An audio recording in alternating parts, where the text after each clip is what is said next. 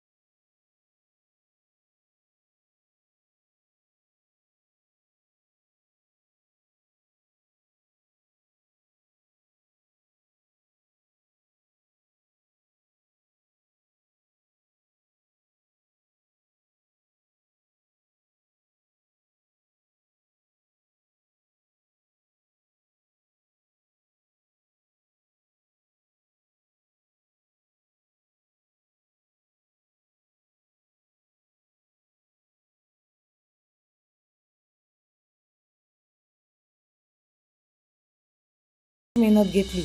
संघर्ष fast news, अंकुश भोईर, शहापूर। आपण आपल्या शहापूर तालुक्यातील सर्व पक्ष असतील, डॉक्टर, वकील, शेतकरी, पत्रकार बंधू, सर्व सामाजिक संस्था, त्यानंतर पक्षाचे सर्व पदाधिकारी, हा विषय मामा आपला राजकारणाचा नाही आहे। कारण आपल्या शहापूर तालुक्यामध्ये एवढा तापमान वाढला आहे का आम्ही ज्या टायमाला एक 25-30 वर्ष अगोदर 30 ते 35 मला वाटते 35 असेल अंश सेल्सिअस, आणि आता तो 45-46 वरती गेलेला आहे। आणि शहापूर तालुक्यातले हे सर्व त्रस्तच लोक आहेत। आता ही फक्त मेन लोक आले, पण पूर्ण तालुक्यात विषय हाच आहे। आणि त्याला कारण असं आहे की आपला जो समृद्धी गेलेला आहे, आता त्या समृद्धीला लाखो झाडं तोडल्या गेली, डोंगरं उद्ध्वस्त केल्या गेली, परंतु तिथं जी झाडं त्यांनी लावायला पाहिजे ती तिथं न लावता त्यांनी आता ही माहितीच्या आधी सुनील केदारे म्हणून आपले पत्रकार आहेत, त्यांनी माहिती काढली तर त्यांनी 1 लाख झाडं औरंगाबादला लावली, असं त्यांनी आपल्याला माहिती लावलीत नाही लावली माहिती नाही। त्याच्यानंतर आपला मुंबई आग्रा रोड होता, तो पण त्या टायमाला जेव्हा सिंगल होता त्या टायमाला तिथं ह्याची पिंपळ, वड अशी झाडं होती, म्हणजे तुमच्या भेवडीपासून तर मला वाटते कसाऱ्यापर्यंत ही परिस्थिती झाली. म्हणजे 2 रस्त्यांमुळे झाला. दुसरी गोष्ट जी काय आपली फॉरेस्टची लोक आहेत ती दर टायमाला कुठं ना कुठं ते वन वे लागतात. काय नाही हे कारण कुठं आहे वन वे काय असे लागत नाही, लोक लावतात. त्याच्यामुळे दरवर्षी तो वन वे लावून बरीच झाडं जाळल्या गेले जातात. त्यानंतर सामाजिक वनीकरण आहे, ते झाडाला दरवर्षी बोलतात का आम्ही लावतो, पण मला वाटतं ते जगतच नाही. त्याच्यानंतर अजून आमची शहापूर नगरपंचायतचा विषय असेल तर शहापूरमध्ये अशी थोडी पण जागा ठेवली नाही तर ती पूर्ण कॉन्क्रिटीकरण करून टाकले. त्यामुळं तो पण विषय आहे. आणि तालुक्यातील आता ही सर्व मंडळी जी आलेली आहेत त्यातून सर्वांनी हा विषय मामांपर्यंत यावा आणि तुम्ही खासदार म्हणून आमच्या तालुक्याचा विषय हा पूर्ण गंभीर प्रश्न आहे, तो आपण कलेक्टर असेल किंवा आपला राज्य शासन आणि केंद्र सरकारमध्ये ज्या पद्धतीने आपण करू शकता आता तुम्हाला ही सर्व माहिती देतील. आणि आमची विनंती आहे या तालुक्याचा जो हा गंभीर प्रश्न झालेला आहे तो आपण मनापासून लक्ष घालून नक्की आपण कराल.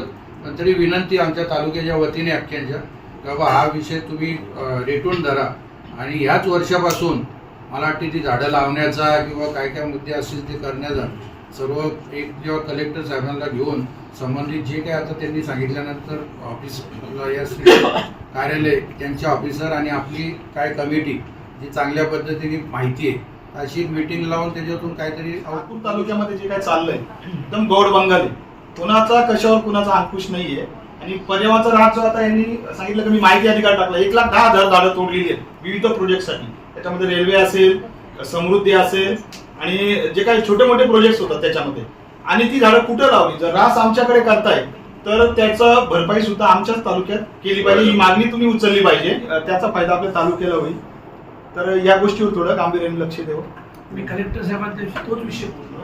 पर्यावरण संरक्षण मंत्र्यांनी आज या ठिकाणी मीटिंग आयोजित केली. आपण खासदार म्हणून काय सांगायचं? शहापूर तालुक्यातील पर्यावरण संरक्षक मंच यांच्या वतीनं आज ही मीटिंग आयोजित आहे.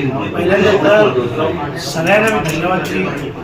तर खास करून आजच्या तारखेत जो पर्यावरणाचा ऱ्हास होत चाललेला आहे आणि त्याच्यामुळे आपण सगळीकडे पाहत असतात. शहापूरला तर 35 ते 45 तापमान झालेलंच आहे, परंतु संपूर्ण महाराष्ट्रात आपण पाहिलं तर खूप गंभीर परिस्थिती निर्माण झालेली आहे. आपण कधीच 45चा आकडा पाहिला नव्हता, तर आता आपण 46च्या आसपास पोचायला लागतो. ही एवढी गंभीर परिस्थिती आहे. या गोष्टीचं खरं म्हटलं तर निसर्गाशी समतोल असा राहावा आणि त्या संदर्भात आपण चर्चा केली. अनेकांनी मान्यवरांनी खूप चांगल्या चांगल्या सूचना केल्या आणि लगेच त्यांच्या सूचनेनुसार 4 वाजता आजच कलेक्टर साहेबांकडे बैठकी घेतो आणि त्या संदर्भातून जे जे मार्ग काढायचे असेल पॉझिटिव्हली सगळे मार्ग आपण काढू. कारण ही तुमची आमची सगळ्यांचीच एक जरी इथं 50 लोक आले तरी ती शहापूर तालुक्यातील नव्हे, मुरबाड असेल, भिवंडी असेल, सगळ्या तालुक्यातील लोकांची आजची गरज आहे. कारण आपलं उद्याचं भविष्य धोक्यात येत चाललेलं आहे आणि म्हणून पाण्याची साठवणूक झाली पाहिजे, झाडं नवीन लागली पाहिजे. आमच्या पत्रकार बंधूंनी एक माहिती मागवली, खूप विचित्र आणि हास्यास्पद गोष्ट आहे. त्यांनी सांगितलं की 1,08,000 झाडं तुम्ही तोडली, पण ती लावली कुठं? जी झाडं शहापुरात तोडली ती संभाजीनगरात लावली, दुसरीकडे लावली. तर ॲक्च्युली शहापूरची तोडून संभाजीनगरात लावली तर काय विषय? आणि शहापूरमध्ये कितीशे होता, कितीशे हेक्टर जागा ही फॉरेस्टची आहे, तर इथं तुम्ही लावू शकता ना. अच्छा, रस्ते समृद्धी झाले, पूर्ण समृद्धीला मध्ये एवढा गॅप आहे, तर पूर्ण समृद्धीला लावू शकता, ऑनलाईन लावू शकता. ह्या सगळ्या फार पूर्वी तर आपण पाहिलं असेल, भले रस्ते त्यावेळेस त्या गरजेनुसार छोटे होते, परंतु संपूर्ण बाजूने तुम्हाला वडाची, पिंपळाची किंवा इतर सावली देणारी झाडे असायची त्याही वेळेस. तर आता त्याचं अनुकरण का करू नये? आणि म्हणून हे जे सगळं प्रकार झालेला आहे या संदर्भात आज चर्चा करण्यासाठी आपण कलेक्टर साहेबांना चाललो आहे. पण तुम्ही पुन्हा एकदा सगळ्यांना धन्यवाद देईल की आपण खूप चांगल्या विचाराने हे काम करतोय. कुठल्याही प्रकारचं राजकारण नाही, काही विषय नाही, परंतु ही सगळे तुमच्या आमच्या जगण्याचीच लढाई चालू झालेली आहे आणि म्हणून आपण सगळं सोबत राहू आणि चांगला मार्ग काढू. धन्यवाद.